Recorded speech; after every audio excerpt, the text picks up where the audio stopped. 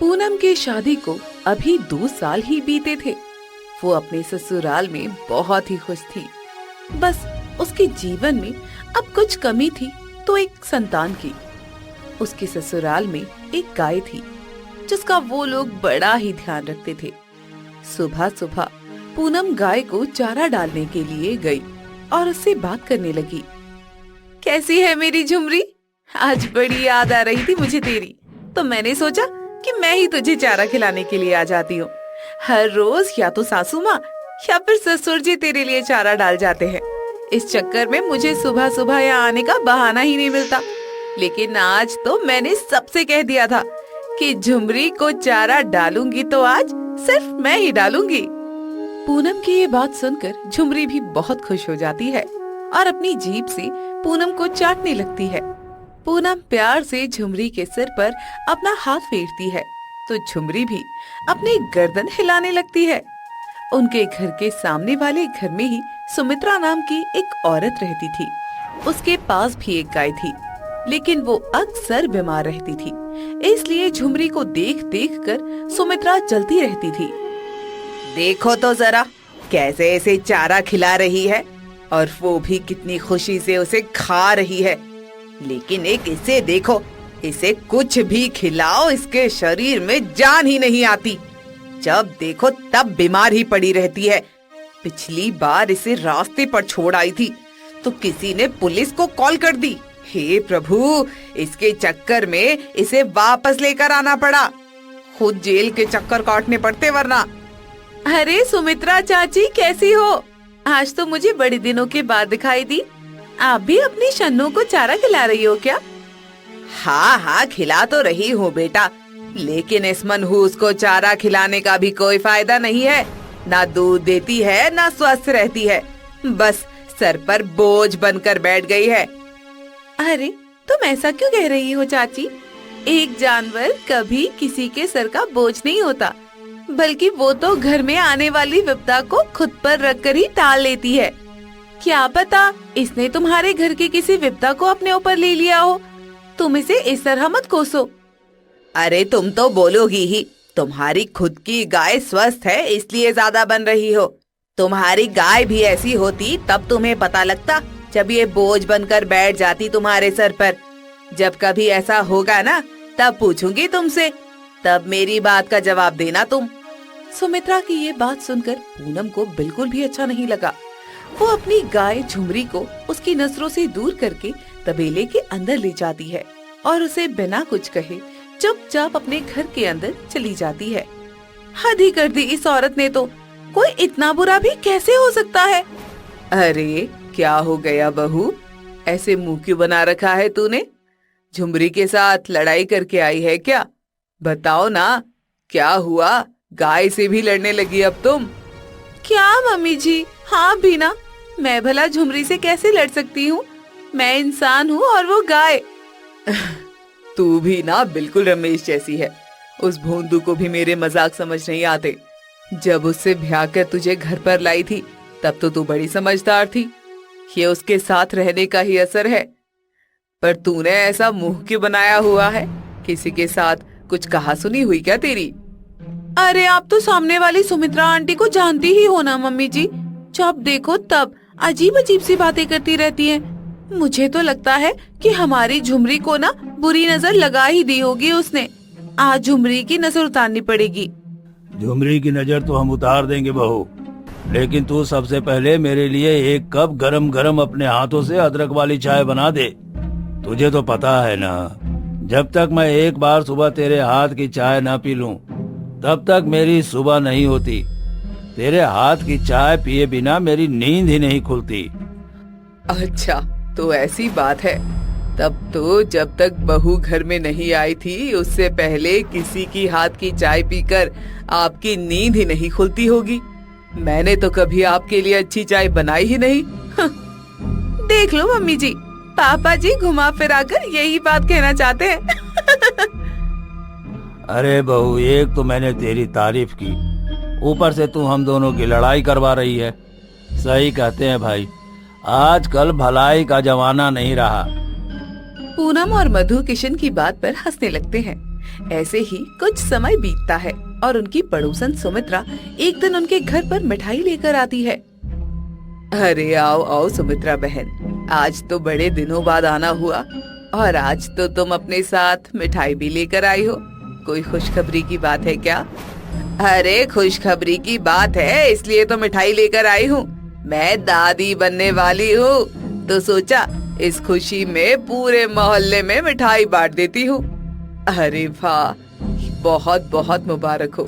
ये खुशखबरी सुनकर तो मन खुश हो गया। हाँ सो तो है ही, मगर तुम कब तक बस दूसरों की खुशियों की खबर सुनकर ही खुश होती रहोगी? तुम्हारे घर में खुशियाँ कब आएंगी? तुम्हारी बेटी की शादी को 3 साल हो गए, मगर अभी तक घर में नन्हे मेहमान की किलकारियां नहीं गूंजी। खैर, तुम्हारे घर की तुम जानो। ये लो मिठाई, मुझे अपनी बहू को चेकअप के लिए भी लेकर जाना है। सुमित्रा की बात सुनकर मधु का मन उदास हो जाता है। वो भी अपनी गोद में अब अपने पोता पोती को खिलाना चाहती थी, लेकिन बेटी की शादी के 3 साल बाद भी घर में नन्हे मेहमान की कोई खबर नहीं आई थी। मधु उदास होकर वहाँ बैठी ही थी कि तभी पूनम वहाँ पर आ जाती है। क्या हुआ मम्मी जी, आप इस तरह उदास होकर क्यों बैठी हो? अच्छा, ससुर जी तीर्थ यात्रा पर गए हैं, इसलिए आपको उनकी याद आ रही है। अरे आप चिंता मत करो, वो थोड़े दिन में वापस आ जाएंगे। मैं आपके लिए गर्मा गर्म चाय बनाकर लाती हूँ, दोनों सास बहू बैठकर आराम से पियेंगे। मधु पूनम को देखकर हल्के से मुस्कुराती है और पूनम दोनों के लिए चाय बनाकर लाती है, मगर चाय पीते हुए भी मधु के चेहरे पर वही उदासी छाई हुई थी, जिसे देखकर पूनम समझ जाती है कि मधु के मन में कोई तो बात जरूर चल रही है। ऐसी क्या बात है मम्मी जी, जिसने आपको इतना परेशान कर दिया है? जो भी बात है आप मुझे बताइए। बात को मन में रखने से क्या होगा? मैंने सुना है कि बातें बांटने से मन हल्का होता है। बताइए ना, क्या हुआ? कुछ नहीं बहू, वो सुमित्रा मिठाई देने आई थी। उसकी बहू पेट से है ना, तो इसलिए मिठाई देकर गई थी। लेकिन ये तो अच्छी बात है ना मम्मी जी, इसमें उदास होने वाली क्या बात है भला? मैं इसलिए उदास नहीं हूँ बहू, बस अब मेरा भी अपने पोता पोती के साथ खेलने का मन करता है। तू भी मुझे जल्दी से दादी बना दे, मुझे फिर और कुछ नहीं चाहिए। मधु की ये बात सुनकर पूनम का चेहरा मुरझा जाता है। पूनम की मेडिकल कॉम्प्लिकेशंस की वजह से वो माँ नहीं बन पा रही थी और ये बात घर में सिर्फ पूनम और रमेश को ही पता थी। वो ये बात किसी और को बताने की हिम्मत भी नहीं कर पा रही थी। मम्मी जी, वो ये बात मैं आपको बताना चाहती थी, लेकिन बताने की हिम्मत ही नहीं हो रही थी। ये सब मेरी मेडिकल कॉम्प्लिकेशंस की वजह से हो रहा है। पता नहीं ये सब कब ठीक होगा और कब मैं इस घर के वारिस को जन्म दे पाऊंगी। मेरी वजह से आप इस खुशी से वंचित न रह जाओ। ऐसा बोलते हुए पूनम की आंखों में आंसू आ जाते हैं। मधु को आज ये सच्चाई पता लगी थी। उसे झटका तो लगा, मगर पूनम की आंखों में आंसू देखकर वो उसके लिए भावुक हो गई। तूने ये बात मुझे पहले क्यों नहीं बताई बहू? मैं भी इसका हल ढूंढने में कुछ तो मदद करती। अरे दुनिया में कोई 2-4 डॉक्टर ही थोड़े ना है, और भी तो बहुत सारे अच्छे अच्छे डॉक्टर हैं जिनसे तुम अपना इलाज करवा सकती हो। मैं तुम्हें अच्छे से अच्छे डॉक्टर के पास लेकर जाऊंगी। आप बहुत अच्छी हो मम्मी जी, वरना इतनी बात पर तो सास बहू को न जाने कितने ताने सुना देती है, लेकिन आप तो मुझे बिल्कुल अपनी बेटी की तरह प्यार कर रही हो। काश मुझे हर जन्म में आपके जैसे ही सास ससुर मिले। मधु पूनम के सर को प्यार से सहलाती है और उसे हिम्मत देती है, मगर पूनम का मन अब और भी बेचैन हो गया था। शाम को जब वो झुमरी को चारा डालने गई तो उसके पास जाकर ही बैठ गई और उसके साथ अपना दुख बांटने लगी। तुझे तो पता है झुमरी, जब भी मैं तेरे साथ बैठकर अपना दुख बांटती हूँ तो मेरे मन को बहुत चैन मिलता है, मगर ये दुख इतना बड़ा है कि मैं इसे किसी के साथ चाहे जितना मर्जी बांट लूं, लेकिन ये दुख कम ही नहीं होता। पता नहीं मैंने अपने किस जन्म में कौन सा पाप किया था, कि इस जन्म में मुझे भगवान एक औलाद के लिए तड़पा रहा है। झुमरी से ये सब बातें करते हुए पूनम रोने लगती है और उसे रोते हुए देखकर झुमरी की आंखें भी भर आती हैं। वो बेचारी बेजुबान जानवर थी, चाहकर भी वो दो शब्द बोलकर पूनम के मन को शांत नहीं कर सकती थी, मगर उसका अपना मन अंदर ही अंदर बहुत बेचैन हो रहा था। काश मैं पूनम के दुख को कम कर पाती। ये बेचारी मेरी कितनी सेवा करती है, मुझे बिल्कुल अपने घर के सदस्य की तरह प्यार करती है। हे भगवान, तूने इसके जीवन में इतना दुख क्यों डाला? इस बेचारी की ऐसी हालत मुझसे देखी नहीं जा रही। मैं क्या करूं झुमरी? मैंने सुना है कि गूंगे प्राणियों की प्रार्थना भगवान जल्दी सुन लेता है। तू ही मेरे लिए भगवान से प्रार्थना करना, क्या पता भगवान तेरी पुकार सुन ले और मेरी गोद भर दे। पूनम की आवाज सुनकर झुमरी प्यार से उसे अपनी जीभ से चाटने लगती है। हे भगवान, तू मेरी सुन ले और मेरी पूनम की गोद भर दे। सहायता करो प्रभु, सहायता करो। झुमरी अपनी गर्दन से पूनम को सहलाती है और उसे खूब सारा स्नेह करती है।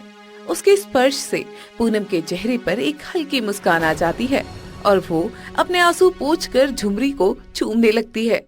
कुछ देर झुमरी के साथ समय बिताकर पूनम घर में चली जाती है, लेकिन झुमरी का मन अब बेचैन हो गया था। पूनम को उदास देखकर वो परेशान हुई जा रही थी। मैंने ऐसे तो बहुत सी कहानियां सुनी है जहाँ कोई साधु महाराज जब किसी को कोई आशीर्वाद देते हैं तो वो पूरा हो जाता है। काश ऐसा कुछ हो जाए और पूनम के मन की हो जाए। झुमरी इसी तरह प्रार्थना करते हुए सोचती हुई वहाँ सो जाती है। अगली सुबह पूनम जब आंगन में झाड़ू लगा रही थी, तभी वहाँ पर एक साधु महाराज आते हैं। भिक्षाम देहि पुत्रे। अरे साधु महाराज, आप आइए ना, घर के अंदर विराजिए। नहीं पुत्री, मैं यहीं पर खड़ा हूँ।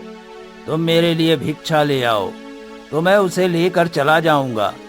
अरे नहीं नहीं बाबा, बाहर देखो तो कितनी गर्मी है और आप भी बहुत थके हुए लग रहे हैं।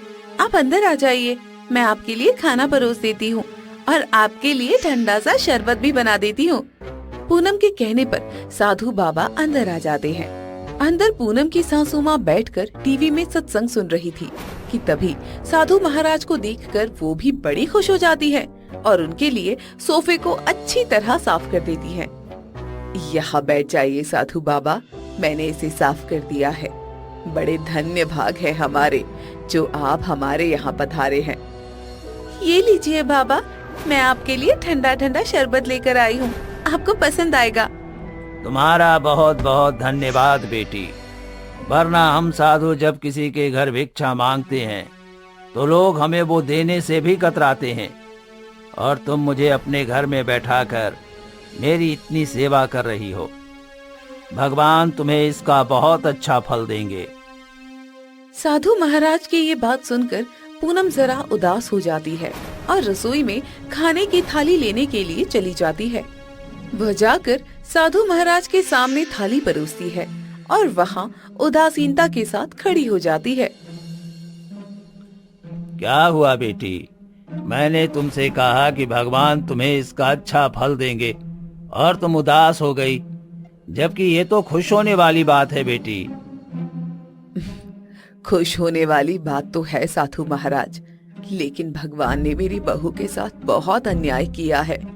बेचारी इतनी गुणी और दिल की इतनी अच्छी है, सबकी सेवा करती है, किसी के प्रति कोई बुरा भाव नहीं रखती। उसके बाद भी न जाने भगवान ने क्यों मेरी बहू को ऐसी कठोर सजा दी है कि वो कभी माँ ही नहीं बन सकती। क्या? ये तो बहुत ही बुरा है, मगर तुम चिंता मत करो बेटी। तुमने एक साधु को अपने घर में बैठाकर बड़े ही प्रेम और आदर से भोजन कराया है। मैं तुम्हें आशीर्वाद देता हूँ कि जल्द ही तुम्हारी गोद भर जाएगी। तुम हर सोमवार को महादेव के मंदिर जाना और उन्हें जल चढ़ाना और माता पार्वती से प्रार्थना करना कि वो तुम्हारी गोद भर दें। माता तो सबकी सुनती हैं और तुम्हारी भी सुनेंगी। मेरे कहे हुए शब्द झूठ नहीं जाएंगे। बस एक बात का ध्यान रखना कि तुम इस बीच गलती से भी किसी गूंगे प्राणी को, किसी भी पशु पक्षी जानवर को कोई नुकसान न पहुंचाना, वरना इसका असर तुम्हारी होने वाली संतान पर होगी। असर? कैसा असर साधु महाराज? अब वो तो मैं तुम्हें नहीं बता सकता बेटी, लेकिन जो मैंने तुमसे कहा है उन बातों का ध्यान रखना। गलती से भी किसी प्राणी को तुम्हारी वजह से कोई कष्ट ना हो। हर चीज का खास ध्यान रखना। तुमने मुझे इतना आदर सत्कार से भोजन कराया, तुम्हारा बहुत बहुत धन्यवाद। अब मैं चलता हूँ। साधु महाराज जब घर से निकलते हैं तो झुमरी भी अपना सिर झुकाकर उन्हें प्रणाम करती है और उन्हें देखकर बहुत खुश होती है। साधु महाराज उसकी तरफ भी आशीर्वाद का हाथ बढ़ाकर वहाँ से चले जाते हैं। अगले सोमवार को पूनम सुबह सुबह जल्दी उठकर तैयार हो जाती है। अरे बहू, तू इतनी सुबह सुबह तैयार होकर कहाँ जा रही है? हम लोगों को छोड़कर मायके जाने का इरादा है क्या? अरे नहीं नहीं मम्मी जी, साधु महाराज ने कहा था ना कि हर सोमवार को भगवान शिव के मंदिर जाना, तो बस वहीं पर जा रही हूँ माता पार्वती से अपने बच्चे के लिए प्रार्थना करने। अच्छा, तो चल फिर मैं भी चलती हूँ। मैं अकेली यहाँ बैठकर क्या करूँगी? वैसे भी मंदिर गए हुए बहुत दिन हो गए। भगवान के दर्शन करके मन को थोड़ा आनंद मिल जाएगा। वो दोनों शिव मंदिर जाने के लिए निकलने लगती हैं कि तभी झुमरी उन्हें आवाज देने लगती है। अरे अब तुझे क्या हो गया? थोड़ी देर में आ जाएंगे वापस। लगता है इसने भी हमारी बातें सुन ली है और इसे पता चल गया है कि हम भोले बाबा के मंदिर जा रहे हैं, और ये तो भोले बाबा की लाडली है ही। इसे भी हमारे साथ मंदिर चलना होगा, तभी आवाजें लगा रही है। तू इसे ले आ, हम इसे भी मंदिर ले चलते हैं। मधु की ये बात सुनकर झुमरी बहुत खुश हो जाती है और पूनम उसे अपने साथ शिव मंदिर ले चलती है। सब भोले बाबा और माता पार्वती के सामने हाथ जोड़कर बच्चों के लिए प्रार्थना करते हैं। हे भोले बाबा, हे माता पार्वती, मुझे आशीर्वाद दो कि जल्दी से मेरी ये सूनी कोख भर जाए और अपनी संतान को जन्म देने का सौभाग्य मुझे मिले। मैं जानती हूँ कि आपके द्वार से कोई खाली नहीं जाता और मैं भी यहाँ से खाली नहीं जाऊंगी। इसका मुझे पूरा भरोसा है। मेरी ये मनोकामना जरूर पूरी करना माता। मैं जानती हूँ भोलेनाथ कि पूनम आपसे क्या मांग रही है। मैं भी पूनम के लिए यही प्रार्थना करती हूँ कि जो उसे चाहिए वो उसे मिल जाए और वो भी अब खुश रहे। पंडित जी सबको प्रसाद देते हैं और प्रसाद लेकर वो लोग घर आ जाते हैं। अब हर सोमवार को पूनम भोले बाबा के मंदिर जाया करती थी और अक्सर ही उसकी सासू माँ और झुमरी भी उसके साथ मंदिर जाते थे। इसी तरह कुछ महीने बीत जाते हैं और एक दिन अचानक से पूनम की तबीयत खराब हुई और वो बेहोश होकर गिर पड़ती है। अरे ये पूनम को क्या हो गया माँ? मैं अभी डॉक्टर को बुलाता हूँ। रमेश पूनम को गोद में उठाकर कमरे में लिटाता है और डॉक्टर को कॉल करके घर बुलाता है। तो डॉक्टर उन्हें पूनम की हालत के बारे में बताते हैं। कांग्रेचुलेशन मिस्टर रमेश, आपकी वाइफ प्रेग्नेंट है। इनकी बॉडी में थोड़ी वीकनेस है, तो मैं इनके लिए कुछ दवाइयाँ लिख देता हूँ। आप इन्हें रेगुलर ये दवाइयाँ खिलाइएगा तो कोई दिक्कत नहीं होगी। बाकी इन्हें हर महीने रेगुलर चेकअप के लिए लाते रहना। जी डॉक्टर साहब, थैंक यू सो मच। आपने हमें खुशखबरी सुनाकर जिंदगी की सबसे बड़ी खुशी दी है। पूनम की प्रेगनेंसी की खबर सुनकर घर में सब लोग बहुत ही खुश हो जाते हैं और घर का वातावरण बिल्कुल बदल जाता है। जब पूनम को ये बात पता लगती है तो वो अपनी गाय झुमरी को ये खुशखबरी देने के लिए जाती है। ओ झुमरी, तुझे पता है मैं तुझे क्या बताने आई हूँ? खैर, तुझे कैसे पता होगा, मैं ही तुझे बता देती हूँ। भगवान भोलेनाथ और माता पार्वती से हम जो प्रार्थना कर रहे थे उसका फल उन्होंने हमें दे दिया। अब मेरी गोद में भी नन्हे से मेहमान की किलकारियां गूंजेंगी। हमारे घर में भी अब नन्हा मेहमान आएगा। पूनम की ये बात सुनकर झुमरी के चेहरे पर भी खुशी आ जाती है और वो अपनी गर्दन से पूनम को सहलाते हुए उसे अपना प्यार जताने लगती है और मन ही मन भगवान का शुक्रिया अदा करती है। आपका बहुत बहुत धन्यवाद भगवान, जो आपने मेरी पूनम की गोद भर दी। बेचारी बहुत परेशान थी। वो सच ही कहते हैं, जब भगवान देता है तो छप्पर फाड़ कर देता है। जो बड़े बड़े डॉक्टर नहीं कर सके वो आपके आशीर्वाद से सफल हो गया। इसलिए तो आपको देवों के देव कहते हैं। पूनम झुमरी को ये बात बताकर उसे चारा खिलाकर घर के अंदर आ जाती है। तभी कुछ दिन बाद पता चलता है कि झुमरी भी पेट से है। घर में खुशी का माहौल 2 गुना हो जाता है। तभी उनके घर पर उनकी सामने वाली पड़ोसन सुमित्रा आती है। अरे आओ आओ सुमित्रा बहन, कैसी हो? बड़े दिनों बाद आना हुआ। हाँ, बस अपने पोते के साथ खेलने में ही सारा समय चला जाता है, तो कहीं आने जाने का समय ही नहीं मिलता।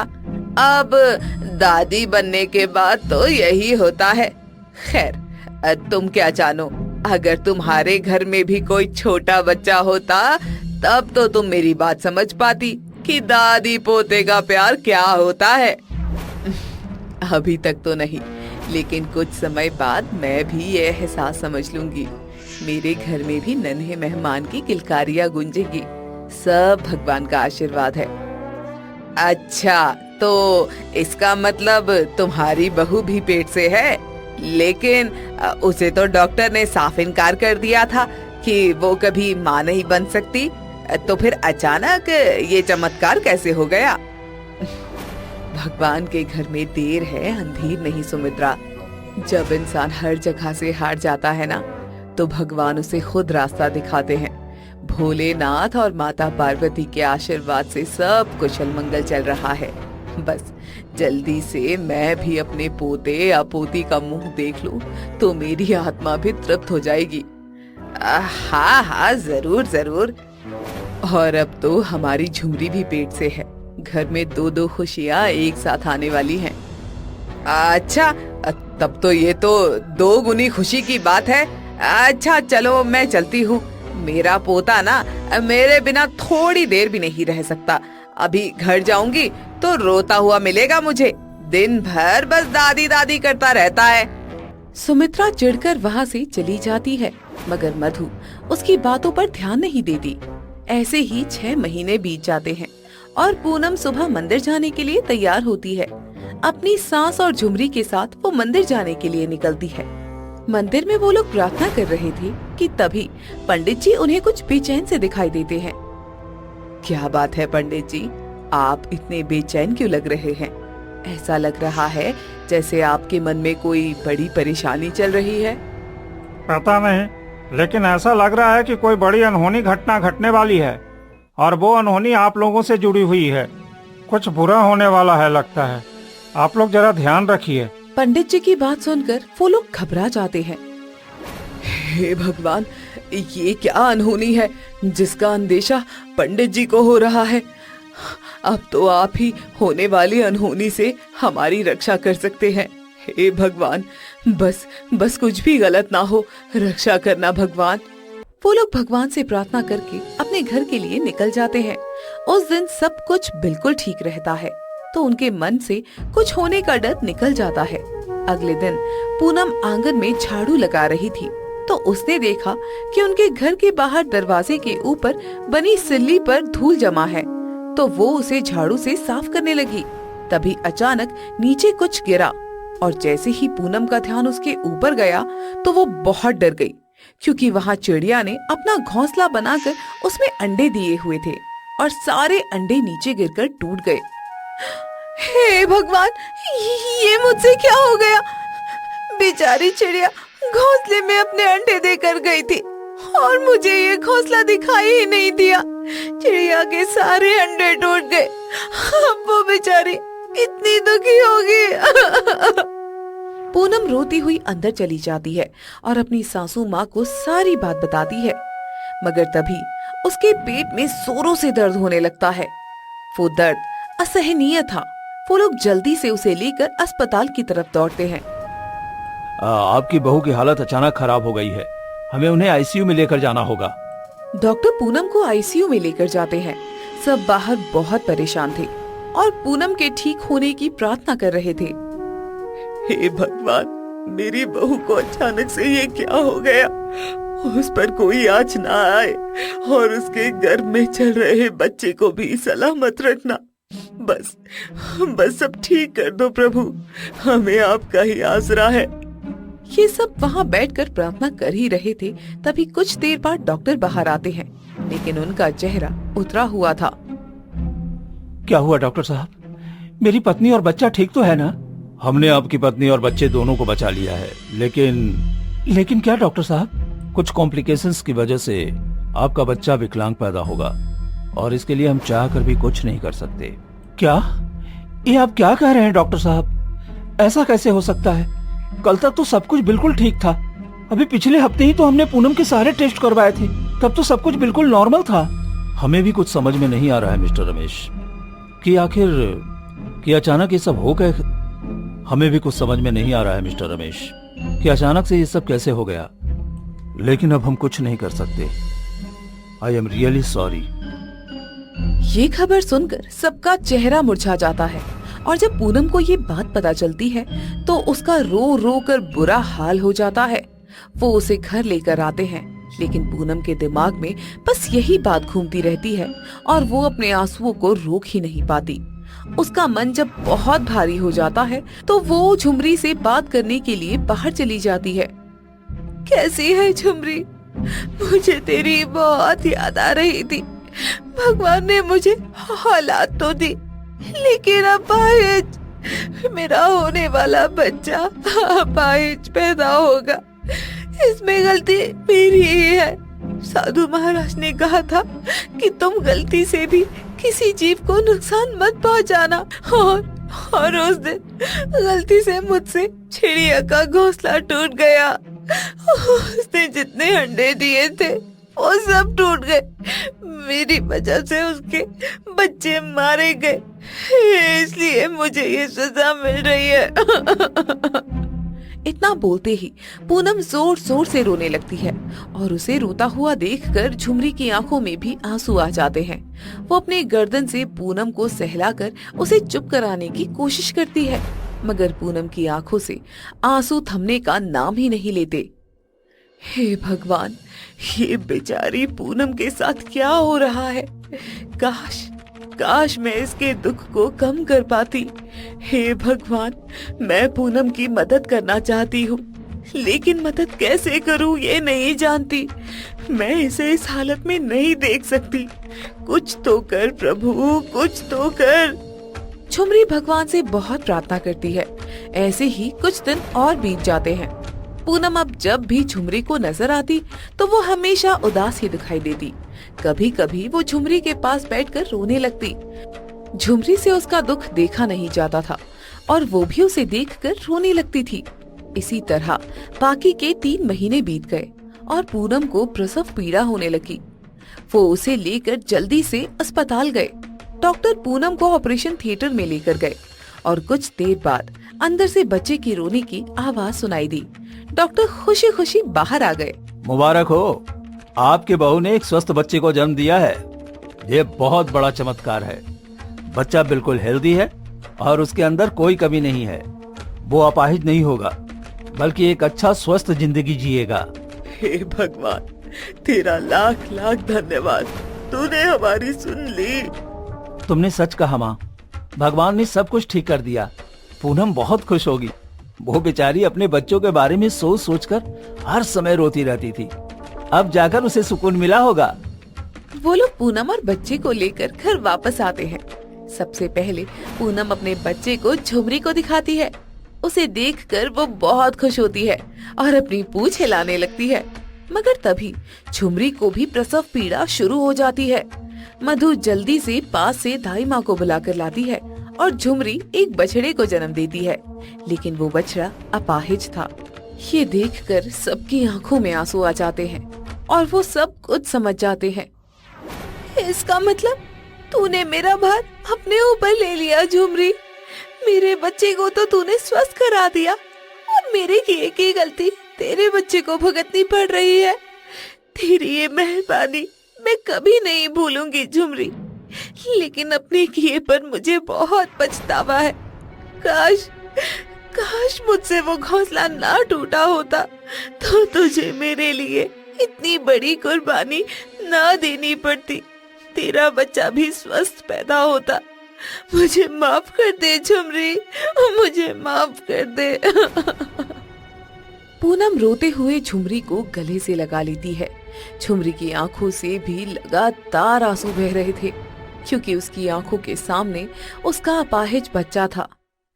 पूनम झुमरी की हुई मेहरबानी को हमेशा याद रखना चाहती थी और उसके बच्चे का अच्छा इलाज करवाती है, और मेडिकल साइंस की मदद से उसका बच्चा कुछ समय बाद ठीक हो जाता है, जिसे देखकर झुमरी फूली ही नहीं समाती। उनके घर में जो दुखों का बादल छाया था, अब वो छट जाता है और ढेर सारी खुशियों से अब उनका आंगन भर जाता है।